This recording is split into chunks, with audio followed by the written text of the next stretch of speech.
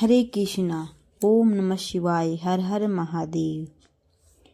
प्रिय भक्तों, आप सभी को फाल्गुन मास के 12वें दिन की हार्दिक शुभकामनाएं। आइए 12वें अध्याय का सुमरन करते हैं।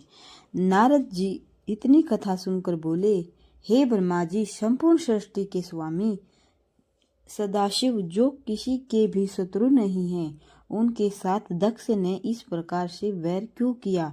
उनकी बुद्धि क्यों और कैसे भ्रष्ट हो गई? शिवजी ने अपनी शक्ति को किस प्रकार त्यागा तथा सती ने शिवजी का क्या अपराध किया था जो उन्हें अपना शरीर त्यागने को विवश होना पड़ा? सती का अनादर किस प्रकार हुआ तथा जिन लोगों ने उसका अनादर किया उन्हें सती ने भस्म क्यों नहीं कर दिया? वे स्वयं क्यों अपनी देह छोड़ बैठी? आदि शक्ति होते हुए भी वे इस प्रकार क्यों अंतर्ध्यान हुई? यह चरित्र मेरे हृदय में संदेह बढ़ा रहा है। सबसे बड़ा आश्चर्य तो यह है कि सती दक्ष प्रजापति को अत्यंत प्रिय थी, फिर दक्ष ने उनके प्रति अप्रिय व्यवहार कैसे किया? नारद की यह बात सुनकर पितामह ब्रह्मा जी ने कहा, हे पुत्र, यह सब उन्हीं शिव जी की महिमा है। इसमें और किसी का दोष कैसे किया दिया जाए? अस्तु, अब हम तुम्हें वह वृत्तांत सुनाते हैं जिस प्रकार श्री शिव जी ने दक्ष प्रजापति की शुद्ध बुद्धि को भ्रष्ट करके उनसे वैर बढ़ाया था। हे नारद, एक बार दक्ष प्रजापति ने एक यज्ञ रचाया। उस उत्सव में भाग लेने के लिए सभी देवता तथा ऋषि मुनि आदि अपनी अपनी पत्नियों सहित दक्ष के घर पहुँचे।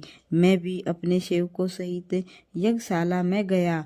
मुझे देखकर सभी सभासदों को अत्यंत प्रसन्नता हुई। कुछ देर बाद जब भगवान सदाशिव भी वहां पहुंचे तो हम सब लोग उन्हें देखते ही उठकर खड़े हो गए तथा हाथ जोड़कर बहुत प्रकार से उनकी स्तुति करने लगे। चारों ओर जय शिव का नाद गूंज उठा। हमने प्रार्थना करते हुए कहा, हे प्रभु, आपने इस यज्ञशाला में उपस्थित होकर हम लोगों के ऊपर अत्यंत कृपा की है। हे नारद, हम लोगों द्वारा इस प्रकार की गई स्तुति को सुनकर शिवजी अत्यंत प्रसन्न हुए। तदुपरांत उनकी आज्ञा से हम सब लोग यथास्थान बैठ गए।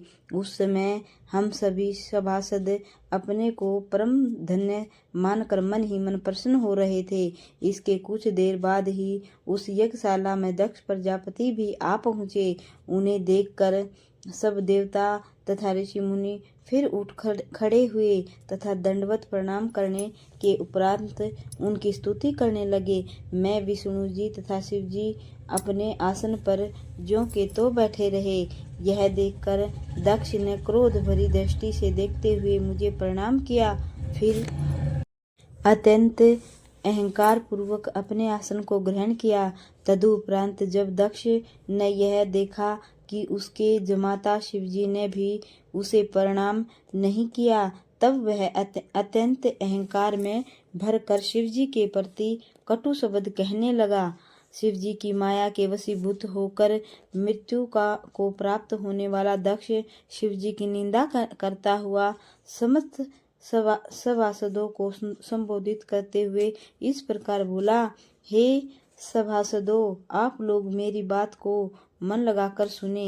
इस सभा में उपस्थित बड़े बड़े देवता ने मुझे हाथ जोड़कर दंडवत किया है, परंतु शिव जी ने जमाता होते हुए भी मुझे प्रणाम नहीं न करके अपनी मूर्खता का भारी परिचय दिया है। शिव का यह कार्य वेद के विरुद्ध है। न तो इसके माता पिता का ही कुछ पता है और न इसके कुलशील के संबंध में ही कोई कुछ नहीं जानता। अस्तु, बुद्धिमानों का यह धर्म है कि वे मूर्ख को दंड अवश्य दे।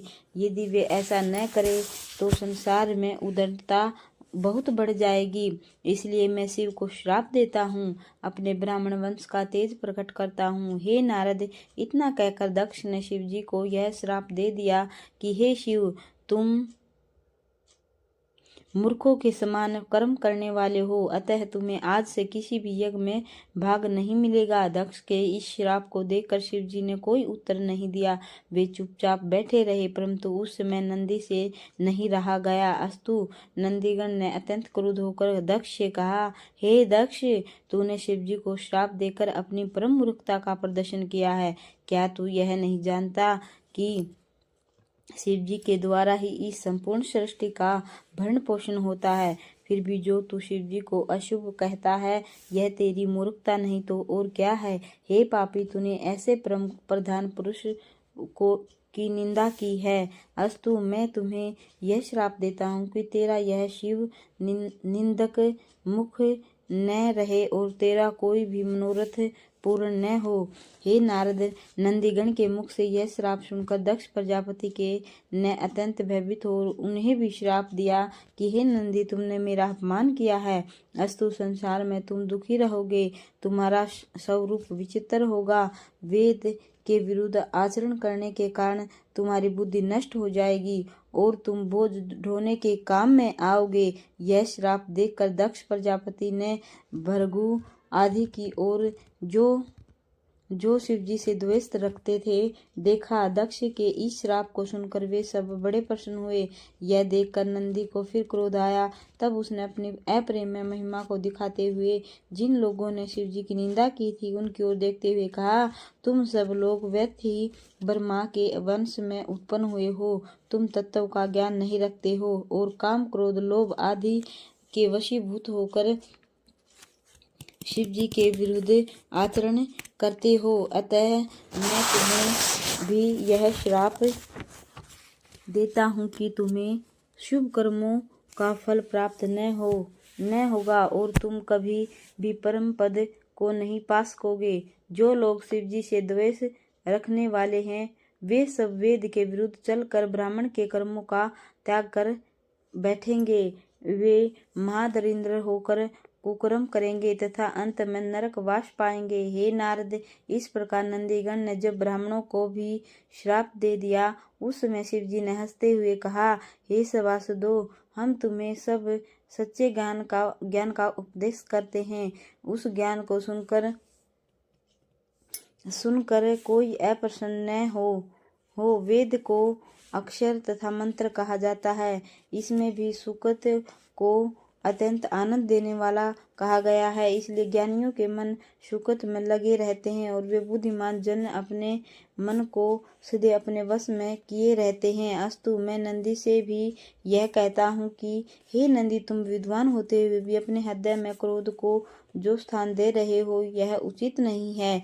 दक्ष ने मुझे कोई श्राप नहीं दिया। यह ठीक है कि उसने जानने योग्य बात को जानने में अपना मन नहीं लगाया और इस प्रकार सभा में मेरा अपमान कर अपने अज्ञान को प्रदर्शित किया है। फिर भी तुम्हें यह जान लेना चाहिए कि इस जगत के संपूर्ण कर्मों को करने वाले हम ही हैं। हमारी इच्छा है और हम ही इसके भीतर बाहर सब स्थानों पर निवास करते हैं। हम शुद्ध और अशुद्ध, भूत प्रेत, देवता दैत्य आदि तीनों लोकों के प्राणियों को उत्पन्न करने वाले हैं। अस्तु,